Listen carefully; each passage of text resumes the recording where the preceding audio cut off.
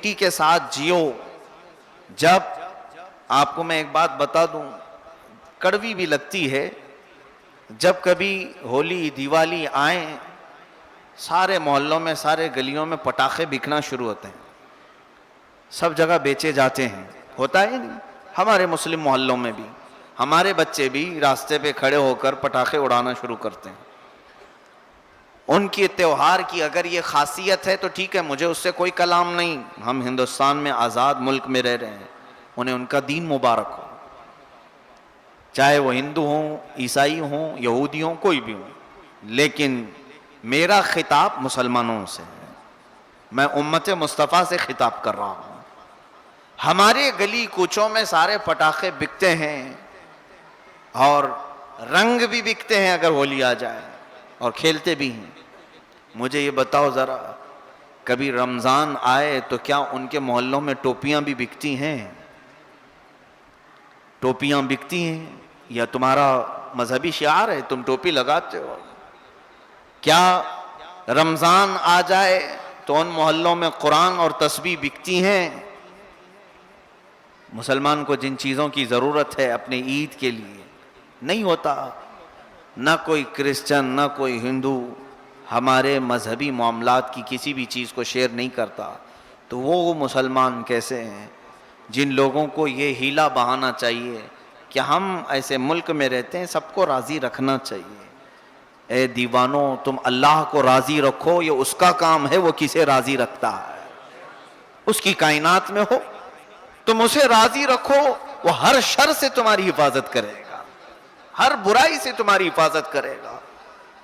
और एक बात ये भी तय है, अल्लाह ने खुद फरमाया, तुम अगर इन्हें राजी करने की कोशिश करोगे, पूरी जिंदगी तुम्हारी खत्म हो जाएगी, वो तुमसे कभी राजी नहीं होंगी। जब तक तुम उनके दीन में दाखिल ना हो जाओ, उस वक्त तक वो तुमसे राजी नहीं। ये मामलात बड़े तवील हैं, लेकिन अल्लाह अज़्ज़ वजल ने यहाँ यहूद और नसारा के सिलसिले में ख़ास बातें फरमाई। यहूदी और ईसाई अगर तुम्हारे लिए हमदर्दी का जज्बा जताते भी हैं तो समझ जाना कि ये धोखा है, इसलिए कि मेरा मौला झूठ नहीं बोल सकता।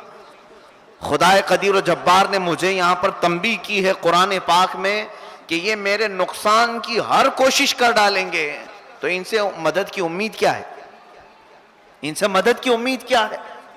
इस आयत को पढ़ते पढ़ते मुझे आज ख्याल आने लगा, ये सारे जो आज इस्लामिक कंट्रीज़ हैं, इस्लामी मुल्क, खा वो सऊदी हो, इमारात हो, यूएई हो या बहरीन हो, ये ऐसे आज हुकूमत के तख्त इनके सजे हुए हैं कि इनकी निगाहें अमेरिका की तरफ लगी हुई हैं, इंग्लैंड की तरफ लगी हुई हैं। वही इनका मालिक, वही इनका दाता, आका, सब कुछ है। और इनके वहम गुमान में ये भी, अभी चंद दिनों पहले अमरीकी सदर ने ये बयान भी दे दिया कि अगर हम हाथ हटा लें तो चंद दिनों में ये सऊदी हुकूमत गिर जाएगी, और ये जता भी रहे। और इनको न जाने कब होश आए इन इस्लामी मुल्कों को, बनाम इस्लामी है। मुझे तो कभी शर्म महसूस होती है कि कैसे इसको इस्लामी कंट्री कहा जाए।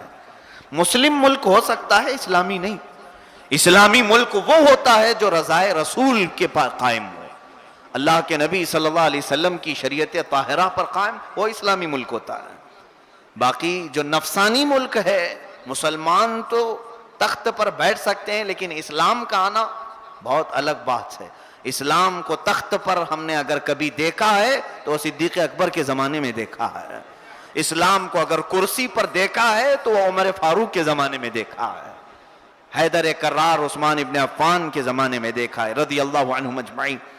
अज़ीज़ान गिरामी, इनकी आस लगी हुई है कि अमेरिका हमारी अब मदद करेगा, तब मदद करेगा, और इसी बुनियाद पर इन्होंने लाखों डॉलर, अरबों डॉलर इनको इनामात पेश किए। इन यहूदियों को, इन जालिमों को तोहफे नजराने पेश करते आए और आज तक पेश कर रहे हैं। पूरे सऊदी अरब में तेल निकलता है, मगर तेल पर इनका कब्जा नहीं।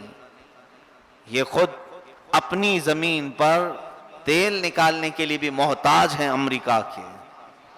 ये सारी बातें यहूद और नसारा इस्लामी मुस्लिम मुल्कों में इस तरह से दाखिल हैं कि इनकी गर्दन पर उनका हाथ है। ये निकल नहीं सकते।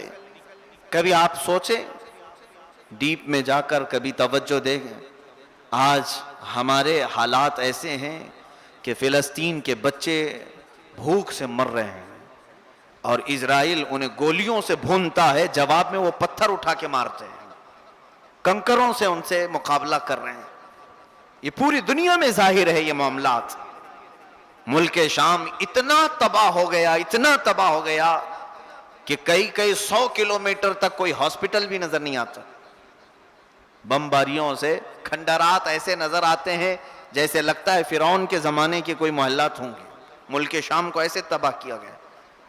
अगर मुल्क शाम की कुछ तस्वीरें देख ले, ऐसा महसूस होता है कि ये 2000 साल पहले का कोई मुल्क होगा, जबकि अभी 4-5 साल पहले एक सुनहरी दौर वहां पर था।